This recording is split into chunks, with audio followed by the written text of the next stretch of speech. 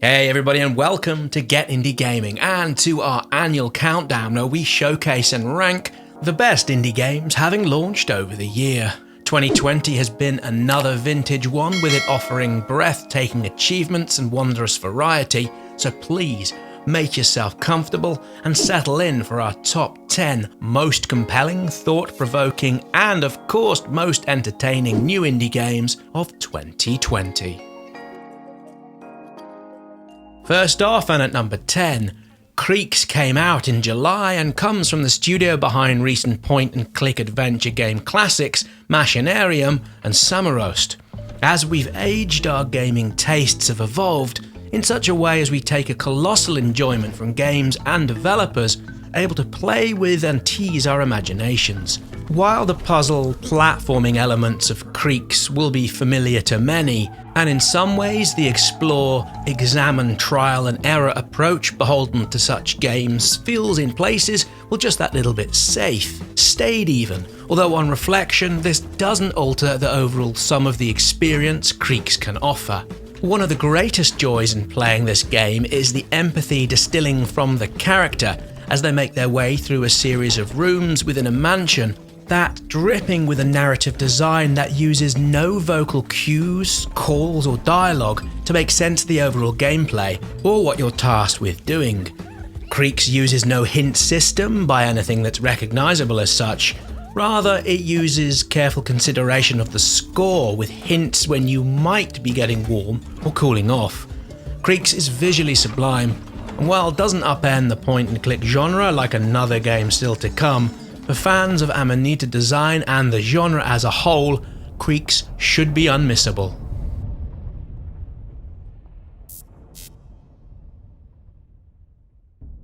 At number 9, and from the BAFTA award-winning State of Play studio, in a year where we've played dozens of pure story-driven games, South of the Circle, which came out late October, pipped all of them right at the tail end of the year.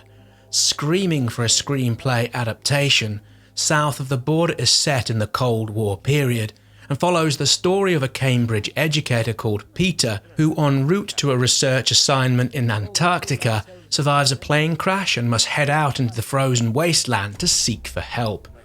What follows is one of the most enthralling stories of recent years. There are choices to be made along the way which are for the most part driven in terms of where you might want to take a conversation or how you might want to direct a course of action.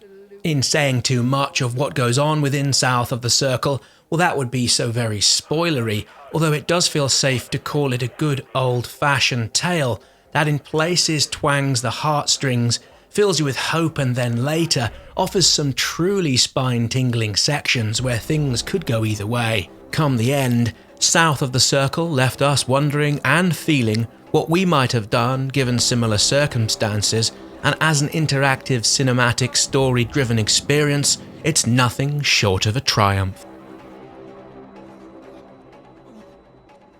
At number 8, and another game from late in the year, Tenderfoot Tactics grabbed us first and foremost with its trailer that had us kind of looking back and forth at each other with one of those "what on earth was that" kind of faces. Well, what it is a splendidly looking art style featuring an overworld that's so very vivid despite the omnipresent and terrible fog.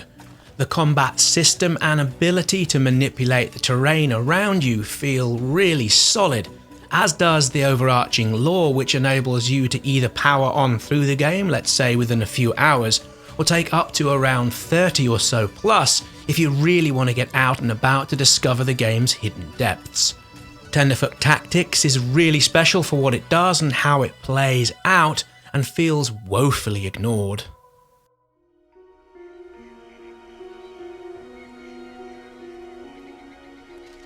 From one game just on the cusp of the indie gaming landscape in terms of eyeballs on it, to quite the other end of the spectrum with it being one of the biggest indie games of 2020, having launched in mid-March. This really is one of those games where all of the screenshots and trailers and all the footage pre-launch or since doesn't capture how mesmerisingly cinematic Ori and the Will of the Wisps really is, particularly on the recent update for the Xbox Series X, where it runs at a buttery smooth 60 or 120 frames per second at a 4K resolution. We've not seen anything quite like it, with it coming across more like a Hollywood blockbuster animation than, dare we say, a plain old video game. Some might be wondering why this comes relatively high up in this rundown.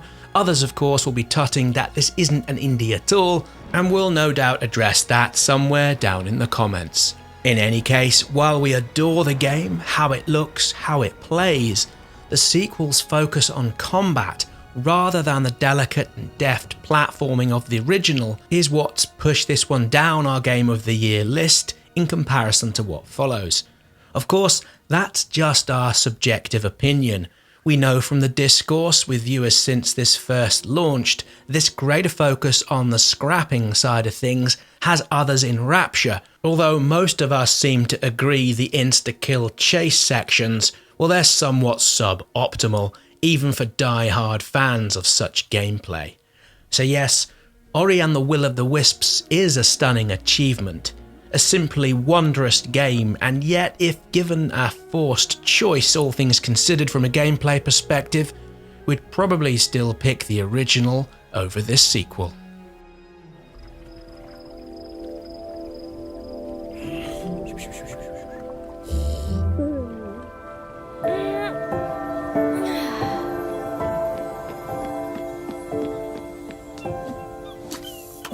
Coming up next, and at number 6, Spiritfarer sees you play as Stella, or her rather delightful little cat called Daffodil if played in local couch co-op, the mode in which we've spent most of our time playing. Here you take on the role of a new Spiritfarer, a ferry master of sorts, as you sail across an ocean full of little islands as you search for spirits to look after and put up in your boat before sending them off to their final resting place. All of this is really a rather mesmerising action platformer game that's stuffed full of character-driven stories with a little hint of Metroidvania put in there for good measure. And goodness me, does it all come together so very cleanly, with it being supremely animated throughout. And while the subjects at play here are inextricably linked with death and moving on, well, onwards perhaps to a better existence, the subject matter is handled for the most part with care, with just the odd misfire here and there. What's really so clever with the writing here in Spiritfarer is how all of the spirits you meet are so very different, with their differing wants, asks and demands, and how much of the fun from playing comes from finding out about their past and what drove them while in the living world. The other most obvious aspect that makes Spiritfarer so wonderful is how it all looks and sounds. The orchestration sits just behind Ori and the Will of the Wisps in terms of how exquisitely charming it is throughout, punctuating the highs and lows of what are in places some supremely dark topics. And on that, while it doesn't hold back in what it's shining a light onto, Spiritfarer is a well-judged joy of a game, and while we don't think we'll come back to play it too often, we're so very glad to have spent so many hours with Stella, Daffodil, and her spirit charges.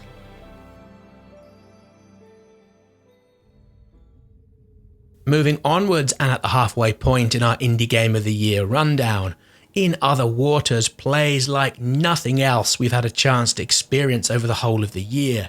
Its supposition and what it does is completely outstanding. In Other Waters is set within a mysterious alien ocean world and features a stranded xenobiologist called Ellery, where the game begins with the basic premise of you looking to find your missing research partner. Now the major twist, and this isn't a spoiler, comes from the notion that you are not playing as the central protagonist, rather you are a semi-sentient guide or AI installed within Ellery's diving suit, with which you're helping her navigate and make her way around the ocean. What works so well is the completely pared back visuals and the focus on the play back and forth between Ellery and the AI. The conversations flow so very naturally and realistically, with it being so very touching in places. What also works exceptionally well with the minimal visual displays comes from the descriptions from the specimens, plants, and other creatures you come across. In Other Waters forces you to mentally create an image of the underwater ecology and geographic features from the text alone.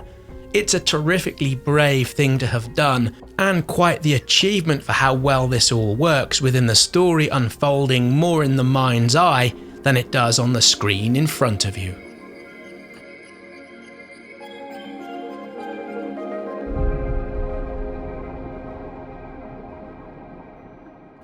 Next up, and just off the podium at number 4, Signs of the Sojourner is one of the games we thought would have been seen and showcased everywhere across all of the major gaming news outlets, and yet so far, well, that hasn't been the case.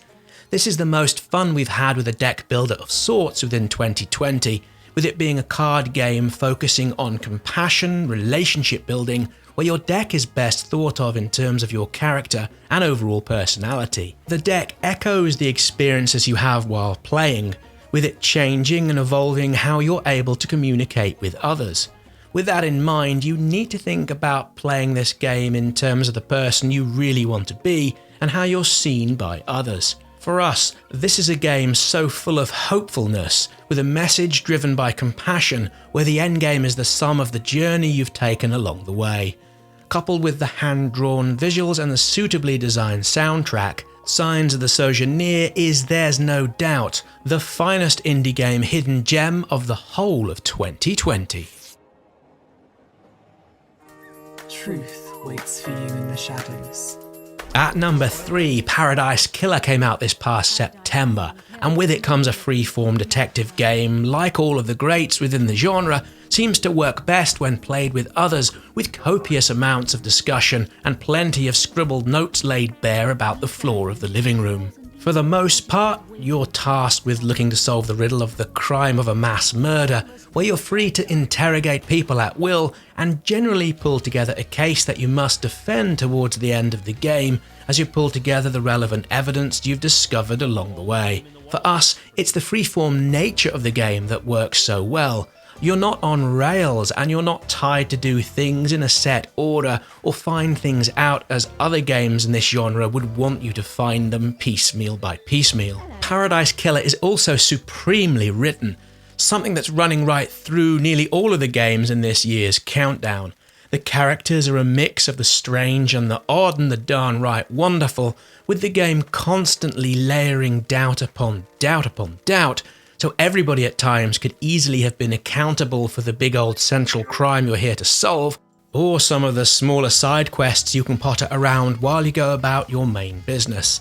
While the subject matter is dark by nature, it's mass murder after all, and yet there's so much going on here in the way of charm and intrigue in how all of this has been put together. It rewards patience and a methodical approach, and we think will become a yardstick for future detective video game experiences. At number 2, and taking the runners-up slot, Lair of the Clockwork God came out in February, and from beginning to end, it was clearly a Game of the Year candidate, even so early in the year when it first launched. What makes Lair so very good is not only the writing and the at times comical levels of near genius on display throughout. Now we really mean this. Humour in video games often fall so very flat, and yet here, this one with its very adult humour at times had us laughing out loud in more places than we can remember a video game having done before or since. It's also very good in what it does with its main hook line. Here's a game with 2 central characters, with one you play as a classical point and click affair, and with the other, well, you're needing what at times are some fairly deft platforming skills. Now these 2 characters work so well and play off each other, with you in places needing to do some point and click stuff, and then a bit of platforming to move from point A to point B. It is brilliant, and at times revels in the idiosyncratic nature of certain points of these genres, particularly within the point and click side of things, and for that, we just so loved it for being so self-referential. The storyline is also first rate. Sure, it's smutty as heck in places, crass and gross, but it's never unpleasant or, dare we say, cruel. If we boil all of this down, it's a game about change, the passing of time, of not being able to do the things you might once have been able to do, all the while growing just that little bit older with a slight begrudging acceptance. Well, it is just brilliant, and only the best indie game to our mind ever made has kept Lair of the Clockwork God from being our 2020 Indie Game of the Year.